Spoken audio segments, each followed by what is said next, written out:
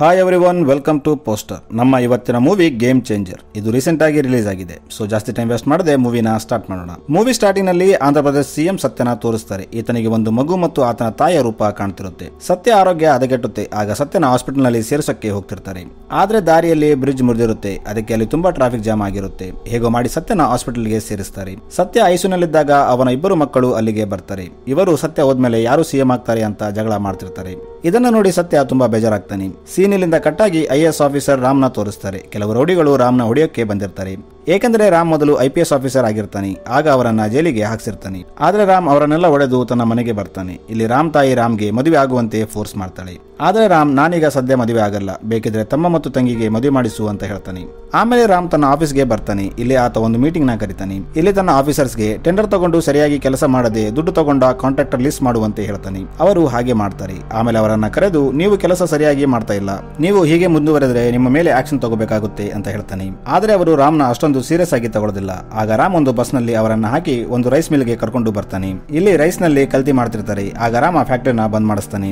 ಅಲ್ಲಿಂದ ರಾಮ್ ಒಂದು ಮಾಲ್ ಗೆ ಬರ್ತಾನೆ. ಇಲ್ಲಿ ಇಲ್ಲಿಗಲ್ ಆಗಿ ಎಕ್ಸ್ಟ್ರಾ ಜಾಗದಲ್ಲಿ ಮಾಲ್ ಕಟ್ಟಿರ್ತಾರೆ. ರಾಮ್ ಅದನ್ನ ಸೀಸ್ ಮಾಡ್ತಾನೆ. ಆಮೇಲೆ ರಾಮ್ ತನ್ನ ಜೊತೆ ಬಂದವರಿಗೆ, ನೀವು ನಿಮ್ಮ ಕೆಲಸನ ಸರಿಯಾಗಿ ಮಾಡಿಲ್ಲ ಅಂದ್ರೆ ನಿಮ್ಮ ಮೇಲೂ ಆಕ್ಷನ್ ತಗೋಬೇಕಾಗುತ್ತೆ ಅಂತ ಹೇಳ್ತಾನೆ. ಇದನ್ನು ನೋಡಿ ಎಲ್ಲರೂ ಭಯಪಡ್ತಾರೆ. ಈ ಕಡೆ ಸಿಎಂ ಹಾಸ್ಪಿಟಲ್ ನಿಂದ ಬಂದಿರ್ತಾನೆ. ಈತ ತನ್ನ ಪಾರ್ಟಿ ಮೀಟಿಂಗ್ ನ ಕರೆದು, ಈಗಿಂದ ಯಾವುದೇ ಇಲ್ಲಿಗಲ್ ಅಥವಾ ಭ್ರಷ್ಟಾಚಾರ ಮಾಡಬಾರದು, ಯಾರಾದ್ರೂ ಹಾಗೆ ಮಾಡಿದ್ರೆ ಅವರನ್ನ ಪಾರ್ಟಿಯಿಂದ ತೆಗೆಯಲಾಗುವುದು ಅಂತ ಹೇಳ್ತಾನೆ. ಆದ್ರೆ ಸಿಎಂಗೆ ತನ್ನ ಇಬ್ಬರು ಮಕ್ಕಳೇ ಅತಿ ಹೆಚ್ಚು ಭ್ರಷ್ಟಾಚಾರ ಮಾಡ್ತಾರೆ ಅಂತ ಗೊತ್ತಿರಲ್ಲ. ಸಿಎಂ ಎರಡನೇ ಮಗ ಮೂರ್ತಿ ಎಲ್ಲರ ಮುಂದೆ ಭ್ರಷ್ಟಾಚಾರ ಮಾಡೋದಿಲ್ಲ ಅಂತ ಒಪ್ಕೋತಾನೆ. ಆದ್ರೆ ರಾತ್ರಿ ಯಾರಿಗೂ ಗೊತ್ತಾಗದಾಗೆ ಅಕ್ರಮ ಮರಳು ಸಾಗಣೆ ಮಾಡ್ತಿರ್ತಾನೆ. ಈ ಕಡೆ ರಾಮ್ ಸಿಸ್ಟರ್ ಮದುವೆ ಆಗುತ್ತೆ. ಪಾರ್ಟಿಯಲ್ಲಿ ರಾಮ್ ಫ್ರೆಂಡ್, ನೀನಾಗಿ ಇನ್ನು ಮದುವೆ ಆಗಿಲ್ಲ ಅಂತ ಕೇಳ್ತಾನೆ. ಆಗ ರಾಮ್ ತನ್ನ ಲವ್ ಸ್ಟೋರಿನ ಹೇಳ್ತಾನೆ. ರಾಮ್ ಕಾಲೇಜ್ ನಲ್ಲಿದ್ದಾಗ ತುಂಬಾ ಕೋಪದ ವ್ಯಕ್ತಿ ಆಗಿರ್ತಾನೆ. ಒಂದು ದಿನ ರಾಮ್ಗೆ ತನ್ನ ಫ್ರೆಂಡ್ ಜೊತೆ ಒಬ್ಬ ಲೆಕ್ಚರರ್ ಮಿಸ್ಬಿಹೇವ್ ಮಾಡಿದ್ದಾನೆ ಅಂತ ಗೊತ್ತಾಗುತ್ತೆ. ಆಗ ರಾಮ್ ಹೋಗಿ ಪ್ರೊಫೆಸರ್ ನ ಹೊಡಿತಾನೆ. ಆದ್ರೆ ಪ್ರೊಫೆಸರ್ ಮಗಳು ದೀಪಿಕಾ ರಾಮ್ಗೆ, ಇವರು ನೀನು ಅನ್ಕೊಂಡಿರೋ ಪ್ರೊಫೆಸರ್ ಅಲ್ಲ, ಅವರು ಬೇರೆಯವರು ಅಂತ ಹೇಳ್ತಾಳೆ. ಏಕೆಂದ್ರೆ ಅಲ್ಲಿ ಒಂದೇ ಹೆಸರಿನ ಇಬ್ಬರು ಪ್ರೊಫೆಸರ್ ಇರ್ತಾರೆ. ಆಗ ರಾಮ್ ದೀಪಿಕಾ ಫಾದರ್ ಗೆ ಸಾರಿ ಕೇಳ್ತಾನೆ. ಆದ್ರೆ ಆತ ಪೊಲೀಸರಿಗೆ ಕಂಪ್ಲೇಂಟ್ ಮಾಡ್ತಾನೆ. ರಾಮ್ನ ಅರೆಸ್ಟ್ ಮಾಡ್ತಾರೆ. ಆಗ ರಾಮ್ ಫ್ರೆಂಡ್ ದೀಪಿಕಾ ಹತ್ರ ಬಂದು, ರಾಮ್ ತುಂಬಾ ಒಳ್ಳೆ ಹುಡುಗ, ಅವನು ಕೋಪದಲ್ಲಿ ಏನ್ ಮಾಡ್ತಿದ್ದಾನೆ ಅಂತ ಅವನಿಗೆ ಗೊತ್ತಾಗಲ್ಲ, ಒಂದು ಸಾರಿ ಅವನನ್ನ ಕ್ಷಮಿಸಿಬಿಡು ಅಂತ ಹೇಳ್ತಾನೆ. ಆಗ ದೀಪಿಕಾ ತನ್ನ ತಂದೆ ಜೊತೆ ಹೋಗಿ ರಾಮ್ನ ಸ್ಟೇಷನ್ ಇಂದ ಬಿಡಿಸ್ತಾಳೆ. ಈಗ ರಾಮ್ಗೆ ದೀಪಿಕಾ ಮೇಲೆ ಲವ್ ಆಗುತ್ತೆ. ಅವನು ಆಕೆಗೆ ಪ್ರಪೋಸ್ ಮಾಡ್ತಾನೆ. ಆಗ ದೀಪಿಕಾ, ನೀನು ತುಂಬಾ ಕೋಪ ಮಾಡ್ಕೋತೀಯ, ಇಂಥ ಹುಡುಗ ಜೊತೆ ನಾನು ಇರೋಕ್ಕಾಗಲ್ಲ ಅಂತ ಹೇಳ್ತಾಳೆ. ಆಗ ರಾಮ್, ಈಗಿಂದ ನಾನು ಯಾರ ಮೇಲೂ ಕೋಪ ಮಾಡಲ್ಲ ಅಂತ ಹೇಳ್ತಾನೆ. ಆದ್ರೆ ಅಲ್ಲಿ ಒಬ್ಬ ಹುಡುಗ ದೀಪಿಕನ ಜುಡಾಯಿಸ್ತಾನೆ. ಆಗ ರಾಮ್ ಆ ಹುಡುಗನಿಗೆ ಹೊಡಿತಾನೆ. ಇದನ್ನ ನೋಡಿ ದೀಪಿಕಾ ಅಲ್ಲಿಂದ ಹೋಗ್ಬಿಡ್ತಾಳೆ. ಸ್ವಲ್ಪ ದಿನದಲ್ಲಿ ದೀಪಿಕಾ ರಾಮ್ ಪ್ರೀತಿನ ಒಪ್ಕೋತಾಳೆ. ಏಕೆಂದ್ರೆ ರಾಮ್ ಕೋಪನ ಕಂಟ್ರೋಲ್ ಮಾಡ್ಕೊಂಡಿರ್ತಾನೆ. ಒಂದು ದಿನ ದೀಪಿಕಾ ರಾಮ್ಗೆ, ನೀನು ಕೋಪನ ಸರಿಯಾದ ಜಾಗದಲ್ಲಿ ಯೂಸ್ ಮಾಡು, ನೀನು IAS ಆಫೀಸರ್ ಆಗಿ ಜನರ ಸೇವೆ ಮಾಡು ಅಂತ ಹೇಳ್ತಾಳೆ. ಆಗ ರಾಮ್, IAS ಯಾಕೆ, IPS ಆಫೀಸರ್ನು ಆಗ್ಬೋದಲ್ಲ ಅಂತ ಕೇಳ್ತಾನೆ. ಆಗ ದೀಪಿಕಾ, IPS ಆದ್ರೆ ನೀನು ಕೋಪದಲ್ಲಿ ಎನ್ಕೌಂಟರ್ ಮಾಡಬಹುದು, ಅದಕ್ಕೆ IAS ಆಫೀಸರ್ ಆಗು ಅಂತ ಹೇಳ್ತಾಳೆ. ರಾಮ್ IAS ಗೋಸ್ಕರ ಓದಕ್ಕೆ ಸ್ಟಾರ್ಟ್ ಮಾಡ್ತಾನೆ. ಎಕ್ಸಾಮ್ ಕೊಟ್ಟಾಗ ರಾಮ್ ಮಾರ್ಕ್ಸ್ ಕಡಿಮೆ ಬಂದು ಆತ IPS ಗೆ ಸೆಲೆಕ್ಟ್ ಆಗ್ತಾನೆ. ಆಗ ದೀಪಿಕಾ ರಾಮ್ನ ಬಿಟ್ಟು ಹೋಗ್ಬಿಡ್ತಾಳೆ. ರಾಮ್ ಆಕೆಗೋಸ್ಕರ ತುಂಬಾ ಹುಡುಕ್ತಾನೆ. ಆದ್ರೆ ದೀಪಿಕಾ ಅವನಿಗೆ ಸಿಗೋದಿಲ್ಲ. ಆಮೇಲೆ ರಾಮ್ ಮತ್ತೆ ಎಕ್ಸಾಮ್ ಬರೆದು ಈ ಬಾರಿ IAS ಆಗ್ತಾನೆ. ಆದ್ರೆ ಅವನಿಗೆ ಇಲ್ಲಿವರೆಗೂ ದೀಪಿಕಾ ಸಿಕ್ಕಿರಲ್ಲ. ಇದನ್ನ ಕೇಳಿ ರಾಮ್ ಫ್ರೆಂಡ್ ಒಬ್ಬನು, ನನಗೆ ದೀಪಿಕಾ ಅಡ್ರೆಸ್ ಗೊತ್ತು ಅಂತ ಹೇಳ್ತಾನೆ. ಆದ್ರೆ ಅವನು ತುಂಬಾ ಕುಡಿದಿದ್ದರಿಂದ ಅಡ್ರೆಸ್ ಹೇಳೋದ್ರಲ್ಲಿ ನಿದ್ದೆ ಮಾಡ್ತಾನೆ. ಇನ್ನೊಂದು ಕಡೆ ರಾಮ್ಗೆ ಮೂರ್ತಿ ಇಲ್ಲಿಗಲ್ ಬಿಸ್ನೆಸ್ ಬಗ್ಗೆ ಗೊತ್ತಾಗುತ್ತೆ. ಆಗ ಅವನು ಅವನ ಕಡೆಯವರನ್ನ ಅರೆಸ್ಟ್ ಮಾಡ್ತಾನೆ. ಆಗ ಮೂರ್ತಿ ರಾಮ್ಗೆ ತನ್ನ ಕಡೆಯವರನ್ನ ಬಿಡುವಂತೆ ಹೇಳ್ತಾನೆ. ಆಗ ರಾಮ್ ರೈಟಿಂಗ್ ನಲ್ಲಿ ಕೊಟ್ಟರೆ ಬಿಡ್ತೀನಿ ಅಂತ ಹೇಳ್ತಾನೆ. ಆಗ ಮೂರ್ತಿ, ನಾನು ಯಾರು ಅಂತ ನಿನಗೆ ಗೊತ್ತಿಲ್ಲ, ನಾನು ಮನಸ್ಸು ಮಾಡಿದ್ರೆ ನಿನ್ನ ಜೊತೆ ಏನ್ ಬೇಕಾದ್ರೂ ಮಾಡಬಹುದು ಅಂತ ಹೇಳ್ತಾನೆ. ಆಗ ರಾಮ್, ನಾನು ಜನರಿಗೆ ದುಡ್ಡು ಕೊಟ್ಟು ಪವರ್ಗೆ ಬಂದಿರೋ ಪೊಲಿಟಿಷಿಯನ್ ಅಲ್ಲ, ಕಷ್ಟಪಟ್ಟು ಓದಿ ಸಂಪಾದಿಸಿರೋ ಪೋಸ್ಟ್ ಇದು, ನನಗೆ ಭಯಪಡಿಸೋಕೆ ಟ್ರೈ ಮಾಡಬೇಡ ಅಂತ ಹೇಳ್ತಾನೆ. ಈ ಕಡೆ ರಾಮ್ಗೆ ತನ್ನ ಫ್ರೆಂಡ್ ಇಂದ ದೀಪಿಕಾ ಅಡ್ರೆಸ್ ಗೊತ್ತಾಗುತ್ತೆ. ಆಗ ಅವನು ದೀಪಿಕಾನ ಭೇಟಿಯಾಗಲು ಹೋಗ್ತಾನೆ. ದೀಪಿಕಾನ ಭೇಟಿಯಾದಾಗ ರಾಮ್ ತುಂಬಾ ಖುಷಿ ಆಗ್ತಾನೆ. ದೀಪಿಕಾ ಕೂಡ ರಾಮ್ನ ನೋಡಿ ಖುಷಿ ಆಗ್ತಾಳೆ. ದೀಪಿಕಾ ರಾಮ್ಗೆ, ನನ್ನ ತಂದೆ ನಿನ್ನ ಜೊತೆ ಮದುವೆಗೆ ಒಪ್ಪಲಿಲ್ಲ, ಅದಕ್ಕೆ ಮನೆಯಿಂದ ಇಲ್ಲಿಗೆ ಬಂದು ಒಂದು ಓಲ್ಡ್ ಏಜ್ ಹೋಮ್ ನ ಸ್ಟಾರ್ಟ್ ಮಾಡಿದೆ ಅಂತ ಹೇಳ್ತಾಳೆ. ಆಮೇಲೆ ದೀಪಿಕಾ ಓಲ್ಡ್ ಏಜ್ ಹೋಮ್ ನಲ್ಲಿದ್ದವರಿಗೆ ರಾಮ್ನ ಪರಿಚಯ ಮಾಡಿಸ್ತಾಳೆ. ರಾಮ್ ಇಲ್ಲಿ ಒಂದು ವಯಸ್ಸಾದ ಮಹಿಳೆಯನ್ನ ನೋಡ್ತಾನೆ. ಈಕೆ ಸಿಎಂಗೆ ಲೆಟರ್ ಬರ್ತಿರ್ತಾಳೆ. ಆಗ ರಾಮ್, ಸ್ವಲ್ಪ ದಿನಗಳಲ್ಲಿ ಇಲ್ಲಿ ಸಿಎಂ ಬರ್ತಿದ್ದಾರೆ, ನಾನು ಇವರ ಸಮಸ್ಯೆಯನ್ನ ಅವರ ಮುಂದೆ ಇಡ್ತೀನಿ ಅಂತ ಹೇಳ್ತಾನೆ. ಆಗ ಆ ಲೇಡಿ, ನಾನು ಸಿಎಂ ನ ಭೇಟಿ ಆಗ್ತೀನಿ ಅಂತ ಹೇಳ್ತಾಳೆ. ಈಕೆ ಮಾನಸಿಕ ಸ್ಥಿತಿ ಸ್ವಲ್ಪ ಕೆಟ್ಟಿರುತ್ತೆ. ಈಗ ಸಿಎಂ ನ ತೋರಿಸ್ತಾರೆ. ಇಲ್ಲಿ ಮೀಟಿಂಗ್ ನಡೀತಿರುತ್ತೆ. ಆಗ ಮಹಿಳೆ ಎದ್ದು ನಿಂತು, ನೀನು ಬರೀ ಹೇಳ್ತೀಯಾ, ಆದ್ರೆ ಏನು ಮಾಡೋದಿಲ್ಲ ಅಂತ ಹೇಳ್ತಾಳೆ. ಆಗ ಸಿಎಂ ಮಗ ಮೂರ್ತಿ ಆಕೆಯನ್ನ ಅಲ್ಲಿಂದ ಕರ್ಕೊಂಡು ಹೋಗುವಂತೆ ಹೇಳ್ತಾನೆ. ಆದ್ರೆ ಸಿಎಂ ಆಕೆಯನ್ನ ಹತ್ರ ಕರೀತಾನೆ. ಯಾಕಂದ್ರೆ ಸಿಎಂಗೆ ಆಕೆಯ ಪರಿಚಯ ಮೊದಲೇ ಇರುತ್ತೆ. ಸಿಎಂ ಆಕೆಗೆ, ನಿನ್ನ ಸಮಸ್ಯೆ ಏನು ಅಂತ ಕೇಳ್ತಾನೆ. ಆಗ ಆಕೆ, ಇಲ್ಲಿ ಹಾಲಿನಲ್ಲಿ ಕಲಬೆರಕೆ ಮಾಡಲಾಗ್ತಿದೆ, ಅದು ನಿಮ್ಮ ಮಗನ ಫ್ಯಾಕ್ಟರಿ ಅಂತ ಹೇಳ್ತಾಳೆ. ಇದನ್ನ ಕೇಳಿ ಮೂರ್ತಿ ಆಕೆಯನ್ನ ತೊಳಕ್ಕೆ ಹೋಗ್ತಾನೆ. ಆಗ ರಾಮ್ ಮೂರ್ತಿಗೆ ಹೊಡಿತಾನೆ. ಆಗ ಮೂರ್ತಿ ತನ್ನ ತಂದೆ ರಾಮ್ನ ಕೆಲಸದಿಂದ ಕೆಲಸದಿಂದ ತೆಗಿತಾನೆ ಅನ್ಕೋತಾನೆ. ಆದ್ರೆ ಸಿಎಂ ರಾಮ್ಗೆ ಸಾರಿ ಕೇಳು ಅಂತ ಹೇಳ್ತಾನೆ. ಅಲ್ಲಿ ಎಲ್ಲರೂ ಇದ್ದಿದ್ದರಿಂದ ಮೂರ್ತಿ ರಾಮ್ಗೆ ಸಾರಿ ಕೇಳ್ತಾನೆ. ಸಿಎಂಗೆ ಆರೋಗ್ಯ ಕೆಟ್ಟೋಗುತ್ತೆ, ಅವರನ್ನು ಹಾಸ್ಪಿಟಲ್ಗೆ ಸೇರಿಸಲಾಗುತ್ತೆ. ಇಲ್ಲಿ ಅವರ ಇಬ್ಬರು ಮಕ್ಕಳು ಇರ್ತಾರೆ. ಇಲ್ಲಿ ಮೂರ್ತಿ ಸಿಎಂಗೆ ಎಚ್ಚರಿಕೆ ಆದಾಗ ರಾಮ್ನ ಕೆಲಸದಿಂದ ತೆಗಿಬೇಕು ಅಂತ ಹೇಳ್ತಾನೆ. ಆಗ ಸತ್ಯ ರಾಮ್ನ ಕೆಲವು ದಿನಗಳವರೆಗೆ ಸಸ್ಪೆಂಡ್ ಮಾಡ್ತಾನೆ.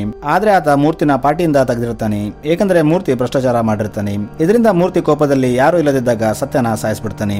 ರಾಮ್ಗೆ ತಾನು ಸಸ್ಪೆಂಡ್ ಆದ ವಿಷಯ ಗೊತ್ತಾಗುತ್ತೆ. ಆಗ ರಾಮ್ ದೀಪಿಕಾಗೆ ಈ ವಿಷಯ ಹೇಳ್ತಾನೆ. ಆಗ ದೀಪಿಕಾ ಅದೆಲ್ಲ ಬಿಡು, ಸ್ವಲ್ಪ ದಿನದಲ್ಲಿ ಎಲ್ಲ ಸರಿ ಹೋಗುತ್ತೆ, ಸದ್ಯ ನಾವು ನಮ್ಮ ಮದುವೆ ಬಗ್ಗೆ ಯೋಚನೆ ಮಾಡೋಣ ಅಂತ ಹೇಳ್ತಾಳೆ. ಈ ಕಡೆ ಸಿಎಂ ಸತ್ತಾಗ ಮೂರ್ತಿ ನೆಕ್ಸ್ಟ್ ಸಿಎಂ ನಾನೇ ಅಂತ ಅನೌನ್ಸ್ ಮಾಡ್ತಾನೆ. ಆದ್ರೆ ಅವನಿಗೆ ರಾಮ್ ಮೇಲೆ ಕೋಪ ಇರುತ್ತೆ. ಅವನು ರೌಡಿಗಳನ್ನ ಕಳಿಸಿ ರಾಮ್ನ ಮದುವೆ ದಿನ ಅಲ್ಲಿಂದ ಕರ್ಕೊಂಡು ಬರ್ತಾರೆ. ಇಲ್ಲಿ ರಾಮ್ ಎಲ್ಲರಿಗೆ ಹೊಡಿತಿರ್ತಾನೆ. ಆದ್ರೆ ಅವರು ತುಂಬಾ ಜನ ಇದ್ದಿದ್ದರಿಂದ ರಾಮ್ ಕೂಡ ಹೊಡೆಸ್ಕೊತಿರ್ತಾನೆ. ಆಗ ಅಲ್ಲಿ ಪೊಲೀಸರು ಬಂದು ಆ ರೌಡಿಗಳನ್ನ ಶೂಟ್ ಮಾಡ್ತಾರೆ. ಏಕೆಂದ್ರೆ ಸತ್ಯ ಸಾಯೋ ಮುಂಚೆ ಒಂದು ವಿಡಿಯೋನ ರೆಕಾರ್ಡ್ ಮಾಡಿರ್ತಾನೆ. ಅದರಲ್ಲಿ ಸತ್ಯ ನೆಕ್ಸ್ಟ್ ಸಿಎಂ ರಾಮ್ ಅಂತ ಹೇಳಿರ್ತಾನೆ ಮತ್ತು ತಾನು ಸತ್ತರೆ ತನ್ನ ಅಂತಿಮ ಸಂಸ್ಕಾರವನ್ನ ರಾಮ್ ಮಾಡಬೇಕು ಅಂತ ಹೇಳಿರ್ತಾನೆ. ಇದನ್ನ ಕೇಳಿ ರಾಮ್ ಶಾಕ್ ಆಗ್ತಾನೆ, ಏಕೆಂದ್ರೆ ಆತ ಈಗ IAS ಆಫೀಸರ್ ನಿಂದ ಡೈರೆಕ್ಟ್ ಆಗಿ ಸಿಎಂ ಆಗೋಕೆ ಹೋಗ್ತಿರ್ತಾನೆ. ಈಗ ರಾಮ್ ಸಿಎಂ ಅಂತ್ಯ ಸಂಸ್ಕಾರ ಮಾಡ್ತಾನೆ. ಇಲ್ಲಿ ಸಿಎಂ ಸೆಕ್ರೆಟರಿ ರಾಮ್ಗೆ ಅವನ ಬ್ಯಾಕ್ ಸ್ಟೋರಿನ ಹೇಳ್ತಾನೆ. ಆಕ್ಚುಲಿ ರಾಮ್ ತಂದೆ ಅಣ್ಣಪ್ಪ ಒಬ್ಬ ಸಮಾಜ ಸೇವಕ ಆಗಿರ್ತಾನೆ. ಆತ ತನ್ನ ಊರಲ್ಲಿನ ಸಮಸ್ಯೆಗಳನ್ನ ಸರಿ ಮಾಡಲು ಹೋರಾಟಗಳನ್ನ ಮಾಡ್ತಿರ್ತಾನೆ. ಒಂದು ಸ್ಟೀಲ್ ಫ್ಯಾಕ್ಟರಿ ಇಲ್ಲಿಗಲ್ ಆಗಿ ತಮ್ಮ ಊರಲ್ಲಿ ಸ್ಥಾಪನೆ ಆದಾಗ ಅಣ್ಣಪ್ಪದನ್ನು ತಡೆದಿರ್ತಾನೆ. ಅದಕ್ಕೆ ಆತ ತನ್ನ ಊರಲ್ಲಿ ತುಂಬಾ ಫೇಮಸ್ ಆಗಿರ್ತಾನೆ. ಜನ ತಮ್ಮ ಸಮಸ್ಯೆಯನ್ನ ಅವನ ಹತ್ರ ತರ್ತಿರ್ತಾರೆ. ಇದನ್ನೆಲ್ಲ ನೋಡಿ ಅಣ್ಣಪ್ಪ ಫ್ರೆಂಡ್ ಒಬ್ಬತ ನಾವು ಒಂದು ಪೊಲಿಟಿಕಲ್ ಪಾರ್ಟಿನ ಸ್ಟಾರ್ಟ್ ಮಾಡೋಣ, ನಾವು ಬೇರೆ ರಾಜಕೀಯ ನಾಯಕರಂತೆ ದುಡ್ಡು ಮಾಡದೆ ನಿಯತ್ತಾಗಿ ಜನರ ಸೇವೆ ಮಾಡೋಣ ಅಂತ ಹೇಳ್ತಾನೆ. ಅಣ್ಣಪ್ಪ ಮೊದಲು ಒಪ್ಪಲ್ಲ, ಆದ್ರೆ ತನ್ನ ಹೆಂಡತಿ ಮತ್ತು ಸ್ನೇಹಿತರ ಒತ್ತಾಯದ ಮೇರೆಗೆ ಪಾರ್ಟಿ ಇಡಲು ಒಪ್ಕೋತಾನೆ. ಆದ್ರೆ ಅಣ್ಣಪ್ಪಗೆ ಸರಿಯಾಗಿ ಮಾತಾಡಲು ಬರ್ತಿರಲ್ಲ, ಆತ ತೊದಲ್ತಿರ್ತಾನೆ. ಆಗ ಅಣ್ಣಪ್ಪ ತನ್ನ ಪರವಾಗಿ ಮಾತಾಡಲು ಯಾರಾದ್ರೂ ಬೇಕು ಅಂತ ಹುಡುಕ್ತಿರ್ತಾನೆ. ಆಗ ಅವನಿಗೆ ಸತ್ಯ ಸಿಗ್ತಾನೆ. ಸತ್ಯ ತುಂಬಾ ಚೆನ್ನಾಗಿ ಮಾತಾಡ್ತಿರ್ತಾನೆ. ಈಗ ಸತ್ಯ ಅಣ್ಣಪ್ಪ ಪಾರ್ಟಿಗೆ ಸ್ಪೀಕರ್ ಆಗ್ತಾನೆ. ಅವರ ಪಾರ್ಟಿ ತುಂಬಾ ಫೇಮಸ್ ಆಗುತ್ತೆ. ಎಲೆಕ್ಷನ್ ಡೇಟ್ಸ್ ಬರ್ತವೆ. ಆಗ ಅಣ್ಣಪ್ಪ ಫ್ರೆಂಡ್ ಎಲೆಕ್ಷನ್ ಗೆಲ್ಬೇಕಂದ್ರೆ ದುಡ್ಡು ಹಂಚಬೇಕು ಅಂತ ಹೇಳ್ತಾನೆ. ಅದಕ್ಕೆ ನಮಗೆ ಒಬ್ಬ ಸ್ಪಾನ್ಸರ್ ಸಿಕ್ಕಿದ್ದಾನೆ, ಅದು ಬೇರೆ ಯಾರು ಅಲ್ಲ, ಸ್ಟೀಲ್ ಫ್ಯಾಕ್ಟರಿ ಓನರ್ ಅಂತ ಹೇಳ್ತಾನೆ. ಆದ್ರೆ ಅಣ್ಣಪ್ಪ ಇದಕ್ಕೆ ಒಪ್ಪಲ್ಲ. ಆದ್ರೆ ಪಾರ್ಟಿ ಮೆಂಬರ್ಸ್ ದುಡ್ಡು ಹಂಚೋಕೆ ಫೋರ್ಸ್ ಮಾಡಿದಾಗ ಅಣ್ಣಪ್ಪ ಪಾರ್ಟಿ ಬಂದ್ ಮಾಡೋದಾಗಿ ಹೇಳಿ ಅಲ್ಲಿಂದ ಹೋಗ್ಬಿಡ್ತಾನೆ. ಆಮೇಲೆ ಅವನು ತನ್ನ ಫ್ಯಾಮಿಲಿನ ಕರ್ಕೊಂಡು ಗುಡಿಗೆ ಹೋಗ್ತಾನೆ. ಈ ಕಡೆ ಸತ್ಯ ಮತ್ತು ಅವನ ಫ್ರೆಂಡ್ ಸ್ಟೀಲ್ ಫ್ಯಾಕ್ಟರಿ ಓನರ್ ಹತ್ರ ದುಡ್ಡು ತಗೋತಾರೆ. ಈ ವಿಷಯ ಅಣ್ಣಪ್ಪಗೆ ಗೊತ್ತಾದಾಗ ಆತ ಪ್ರೆಸ್ ಕಾನ್ಫರೆನ್ಸ್ ನ ಕರೆದು ಪಾರ್ಟಿ ಮುಚ್ಚೋದಾಗಿ ಹೇಳ್ತಾನೆ. ಆಗ ಸತ್ಯ ಅಣ್ಣಪ್ಪ ಫ್ರೆಂಡ್ಗೆ ಪ್ರೆಸ್ ಕಾನ್ಫರೆನ್ಸ್ ಕರೆಯೋ ಮುಂಚೆ ಅಣ್ಣಪ್ಪನ ತಡಿಬೇಕು, ಇಲ್ಲಾಂದ್ರೆ ನಮ್ಮ ಕೆರಿಯರ್ ಹಾಳಾಗುತ್ತೆ ಅಂತ ಹೇಳ್ತಾನೆ. ಆಗ ಅಣ್ಣಪ್ಪ ಫ್ರೆಂಡ್ ಎಲೆಕ್ಷನ್ ಮುಗಿಯೋವರೆಗೂ ಅಣ್ಣಪ್ಪ ಮತ್ತು ಅವನ ಫ್ಯಾಮಿಲಿನ ಬಚ್ಚಿಡೋಣ ಅಂತ ಹೇಳ್ತಾನೆ. ಅದಕ್ಕೆ ಸತ್ಯ ಅವನು ಎಲೆಕ್ಷನ್ ಮುಗಿದ ಮೇಲೂ ನಿಜ ಹೇಳಿದ್ರು ಪ್ರಾಬ್ಲಮ್ ಆಗುತ್ತೆ ಅಂತ ಅವನ ಫ್ರೆಂಡ್ಗೆ ಹೇಳದೆ ಅಣ್ಣಪ್ಪನ ಸಾಯಿಸೋಕೆ ಜನರನ್ನ ಕಳಿಸ್ತಾನೆ. ಅಣ್ಣಪ್ಪ ಅವರೊಂದಿಗೆ ಫೈಟ್ ಮಾಡ್ತಾನೆ. ಅವನು ತನ್ನ ಹೆಂಡತಿ ಮತ್ತು ಮಗುನ ಒಂದು ಕಡೆ ಬಚ್ಚಿಡ್ತಾನೆ. ಆಗ ಅಲ್ಲಿ ಸತ್ಯ ಬರ್ತಾನೆ. ಸತ್ಯ ಅಣ್ಣಪ್ಪನ ಸಾಯಿಸ್ಬಿಡ್ತಾನೆ. ಆಮೇಲೆ ಎಲೆಕ್ಷನ್ ಗೆದ್ದು ತಾನು ಸಿಎಂ ಆಗ್ತಾನೆ. ಈಗ ಸ್ಟೋರಿ ಪ್ರೆಸೆಂಟ್ ಗೆ ಬರುತ್ತೆ. ತನ್ನ ತಂದೆನ ಕೊಂದವನ ಅಂತಿಮ ಸಂಸ್ಕಾರ ಮಾಡಿದ್ದಕ್ಕೆ ರಾಮ್ಗೆ ಕೋಪ ಬರುತ್ತೆ. ಆಗ ಸೆಕ್ರೆಟರಿ ಸತ್ಯಗೆ ನಿನ್ನ ತಂದೆನ ಕೊಂದಿದ್ದಕ್ಕೆ ತುಂಬಾ ಗಿಲ್ಟ್ ಇತ್ತು, ಅದಕ್ಕೆ ಅವನು ನೀನು ಸಿಎಂ ಆಗುವಂತೆ ಹೇಳಿದ್ದಾನೆ ಅಂತ ಹೇಳ್ತಾನೆ. ಆಗ ರಾಮ್ ತನ್ನ ತಾಯಿ ಹತ್ರ ಹೋಗಿ ಮಾತಾಡ್ತಾನೆ. ಅಂದರೆ ಓಲ್ಡ್ ಏಜ್ ಹೋಮ್ ನಲ್ಲಿದ್ದ ವಯಸ್ಸಾದ ಮಹಿಳೆ ರಾಮ್ ತಾಯಿ ಆಗಿರ್ತಾಳೆ. ಈಗ ರಾಮ್ ಸಿಎಂ ಆಗಿ ಪ್ರಮಾಣವಚನ ಸ್ವೀಕಾರಕ್ಕೆ ಹೋಗ್ತಾನೆ. ಆಗ ಅಲ್ಲಿ ಮೂರ್ತಿ ಬರ್ತಾನೆ. ಈತ ರಾಮ್ ಒಬ್ಬ IAS ಆಫೀಸರ್. ಅವನು ಸಿಎಂ ಆಗೋಕೆ ಆಗಲ್ಲ. ಅವನು ಸಿಎಂ ಆಗ್ಬೇಕಂದ್ರೆ ಅವನು ಕೆಲಸ ಬಿಡಬೇಕು. ಆದ್ರೆ ಅವನು ಕೆಲಸ ಬಿಡಬೇಕಾದ್ರೆ ಅವನ ಮೇಲಿರೋ ಕೇಸ್ ಕ್ಲಿಯರ್ ಆಗ್ಬೇಕು ಅಂತ ಹೇಳ್ತಾನೆ. ಆಗ ರಾಮ್ ನನಗೆ ಸಿಎಂ ಆಗೋಕೆ ಯಾವ ಇಂಟ್ರೆಸ್ಟ್ ಇಲ್ಲ ಅಂತ ಅಲ್ಲಿಂದ ಹೋಗ್ಬಿಡ್ತಾನೆ. ಈಗ ಮೂರ್ತಿ ಸಿಎಂ ಆಗ್ತಾನೆ. ಈ ಕಡೆ ರಾಮ್ ಸಸ್ಪೆನ್ಷನ್ ತೆಗಿಬೇಕಂತ IAS ಆಫೀಸರ್ಸ್ ಪಿಟಿಷನ್ ಹಾಕಿರ್ತಾರೆ. ಅದಕ್ಕೆ ರಾಮ್ನ ಸಸ್ಪೆನ್ಷನ್ ನಿಂದ ತೆಗಿತಾರೆ. ಈ ವಿಷಯ ಮೂರ್ತಿಗೆ ಗೊತ್ತಾದಾಗ ಅವನು ಕೆಲಸ ವಾಪಸ್ ಸಿಕ್ಕರೆ ಏನಾಯ್ತು, ನಾನು ಅವನನ್ನ ಟ್ರಾನ್ಸ್ಫರ್ ಮಾಡ್ತೀನಿ ಅಂತ ಹೇಳ್ತಾನೆ. ಆಗ ರಾಮ್ ಅಲ್ಲಿ ಬರ್ತಾನೆ. ಈಗ ರಾಮ್ ಎಲೆಕ್ಷನ್ ಕಮಿಷನರ್ ಆಗಿರ್ತಾನೆ. ರಾಮ್ 2 ತಿಂಗಳ ನಂತರ ಎಲೆಕ್ಷನ್ ಅನೌನ್ಸ್ ಮಾಡ್ತಾನೆ. ಈಗ ಮೂರ್ತಿ ಯಾವುದೇ ಡಾಕ್ಯುಮೆಂಟ್ ಮೇಲೆ ಸೈನ್ ಮಾಡೋ ಹಾಗಿರಲ್ಲ. ಅವನು ಏನೇ ಮಾಡ್ಬೇಕಾದ್ರೂ ಎಲೆಕ್ಷನ್ ಮುಗಿದ ಮೇಲೆ ಮಾಡಬೇಕಾಗಿರುತ್ತೆ. ಮೂರ್ತಿ ಹೇಗಾದ್ರೂ ಮಾಡಿ ಎಲೆಕ್ಷನ್ ಗೆಲ್ಬೇಕು ಅಂತ ಡಿಸೈಡ್ ಮಾಡ್ತಾನೆ. ಅವನು ದುಡ್ಡು ಹಂಚಬೇಕಂತ ತನ್ನಲ್ಲಿದ್ದ ಎಲ್ಲ ಹಣನ ಜಮಾ ಮಾಡೋಕೆ ಸ್ಟಾರ್ಟ್ ಮಾಡ್ತಾನೆ. ರಾಮ್ ಕಡೆ ಇದ್ದವರು ತಮ್ಮ ಒಂದು ಸ್ವಂತ ಪಾರ್ಟಿನ ಸ್ಟಾರ್ಟ್ ಮಾಡ್ತಾರೆ. ಈ ಕಡೆ ರಾಮ್ ಹಳ್ಳಿಗಳಿಗೆ ಹೋಗಿ ಜನರಿಗೆ ಎಲೆಕ್ಷನ್ ನಲ್ಲಿ ಹಣ ತಗೋಬಾರ್ದು ಅಂತ ಹೇಳ್ತಾನೆ. ಆಗ ಜನ ಒಂದು ಸಲ ಗೆದ್ದ ಮೇಲೆ ರಾಜಕೀಯ ನಾಯಕರು ನಮ್ಮ ಕಡೆ ತಿರುಗಿ ನೋಡಲ್ಲ, ಅದಕ್ಕೆ ನಮಗೆ ಆಮೇಲೆ ಏನೂ ಸಿಗಲ್ಲ, ಇವಾಗ್ಲಾದ್ರೂ ತಗೊಳಕ್ಕೆ ಬಿಡಿ ಅಂತ ಹೇಳ್ತಾಳೆ. ಆಗ ರಾಮ್ ಹಾಗಿದ್ರೆ ಎಲೆಕ್ಷನ್ ಗೆದ್ದ ಮೇಲೆ ಒಬ್ಬ ರಾಜಕೀಯ ನಾಯಕ ಎಷ್ಟು ಸಂಪಾದನೆ ಮಾಡ್ತಾನೆ ಅಂತ ನಿಮಗೆ ಗೊತ್ತಾ? ಅದಕ್ಕೆ ಅವರು ನಮಗೆ ಗೊತ್ತಿಲ್ಲ ಅಂತ ಹೇಳ್ತಾರೆ. ಆಗ ರಾಮ್ ನೀವು ಒಂದು ಓಟಿಗೆ 20,000 ತಗೋಬೇಕು ಅಂತ ಹೇಳ್ತಾನೆ. ಜನ ಕೂಡ ಹಾಗೆ ಮಾಡ್ತಾರೆ.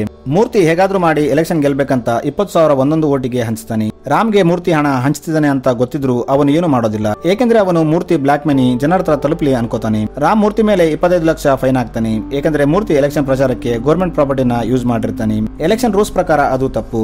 ಈಗ ವೋಟಿಂಗ್ ಡೇ ಬರುತ್ತೆ. ಆಗ ಒಂದು ಬೂತ್ ನಲ್ಲಿ ಬಾಂಬ್ ಬ್ಲಾಸ್ಟ್ ಆಗುತ್ತೆ. ಇದನ್ನ ನೋಡಿ ರಾಮ್ ತುಂಬಾ ಟೆನ್ಷನ್ ತಗೋತಾನೆ. ಆಗ ಮೂರ್ತಿ ನಾನು ಇನ್ನು 7 ಬೂತ್ಗಳಲ್ಲಿ ಬಾಂಬ್ ಇಟ್ಟಿದ್ದೀನಿ, ಇಲ್ಲಿ ನಮ್ಮ ಜನ ಫೇಕ್ ವೋಟಿಂಗ್ ಮಾಡ್ತಾರೆ, ನೀನು ಅದನ್ನ ತಡೆದರೆ ಎಲ್ಲ ಬಾಂಬ್ ಬ್ಲಾಸ್ಟ್ ಆಗುತ್ತೆ ಅಂತ ಹೇಳ್ತಾನೆ. ಆಗ ರಾಮ್ ಸುಮ್ಮನೆ ಕೂತ್ಕೋತಾನೆ. ಮೂರ್ತಿ ಕಡೆಯವರು ಫೇಕ್ ವೋಟಿಂಗ್ ಮಾಡ್ತಾರೆ. ವೋಟಿಂಗ್ ಮುಗಿದ ಮೇಲೆ ಮೂರ್ತಿ ರಾಮ್ ಹತ್ರ ಬಂದಾಗ ರಾಮ್ ನಗ್ತಾನೆ. ಇದನ್ನ ನೋಡಿ ಮೂರ್ತಿ ಏನಾಯ್ತು ಅಂತ ಕೇಳ್ತಾನೆ. ಆಗ ರಾಮ್ ನೀನು ಹೀಗೆ ಮಾಡ್ತೀಯ ಅಂತ ನನಗೆ ಮೊದಲೇ ಗೊತ್ತಿತ್ತು, ಅದಕ್ಕೆ ಇಂಕಲ್ಲಿ ಕೆಮಿಕಲ್ ಮಿಕ್ಸ್ ಮಾಡಿದ್ದೀನಿ. ಒಂದಕ್ಕಿಂತ ಹೆಚ್ಚು ಬಾರಿ ಇಂಕ್ ಹಚ್ಕೊಂಡ್ರೆ ಬೆರಳು ಊದ್ಕೊಂಡು ಬಿಡುತ್ತೆ, ಇದರಿಂದ ಫೇಕ್ ವೋಟಿಂಗ್ ಮಾಡಿದವರನ್ನ ಕಂಡುಹಿಡಬಹುದು. ಈ ಬೂತ್ ಅಲ್ಲಿ ರಿಗಿಂಗ್ ನಡೆದಿದ್ದರಿಂದ ಇಲ್ಲಿ ರಿವೋಟಿಂಗ್ ಮಾಡಿಸ್ತೀನಿ ಮತ್ತು ನೀನು ಬೇರೆ ಎಲ್ಲೂ ಬಾಂಬ್ ಇಟ್ಟಿಲ್ಲ ಅಂತ ನನಗೆ ಗೊತ್ತು ಅಂತ ಹೇಳ್ತಾನೆ. ಮತ್ತೆ ರಿವೋಟಿಂಗ್ ಸ್ಟಾರ್ಟ್ ಆಗುತ್ತೆ. ಈ ಸಾರಿ ಯಾವುದೇ ಪ್ರಾಬ್ಲಮ್ ಆಗಲ್ಲ. ಮೂರ್ತಿ ಇವಿಎಂ ಮಷಿನ್ ನ ಕಳತನ ಮಾಡಬೇಕು ಅಂತ ಪ್ಲಾನ್ ಮಾಡ್ತಾನೆ. ಆದ್ರೆ ರಾಮ್ ಇವಿಎಂ ಮಷಿನ್ ಗಳನ್ನ ಡ್ರೋನ್ ಮೂಲಕ ಕಳಿಸ್ತಾನೆ. ವೋಟ್ ಕೌಂಟಿಂಗ್ ಸ್ಟಾರ್ಟ್ ಆಗುತ್ತೆ. ಆಗ ಮೂರ್ತಿ ಕಡೆಯವರು ಅಲ್ಲಿ ಅಟ್ಯಾಕ್ ಮಾಡ್ತಾರೆ. ರಾಮ್ ಎಲ್ಲರಿಗೂ ಹೊಡಿತಾನೆ. ಅವನು ಮೂರ್ತಿನ ಸಾಯಿಸೋದ್ರಲ್ಲಿರ್ತಾನೆ. ಆದ್ರೆ ರಾಮ್ ತಂದೆ ಪಾರ್ಟಿ ಕಡೆಯವರು ಎಲೆಕ್ಷನ್ ಗೆದ್ದಿರ್ತಾರೆ. ಇವರು ರಾಮ್ನ ತಮ್ಮ ಸಿಎಂ ಆಗಿ ಅನೌನ್ಸ್ ಮಾಡ್ತಾರೆ. ರಾಮ್ ತನ್ನ ಜಾಬ್ ಇಂದ ರಿಸೈನ್ ಕೊಟ್ಟು ಸಿಎಂ ಆಗ್ತಾನೆ. ಸೊ ಮೂವಿ ಇಲ್ಲಿಗೆ ಎಂಡ್ ಆಗುತ್ತೆ.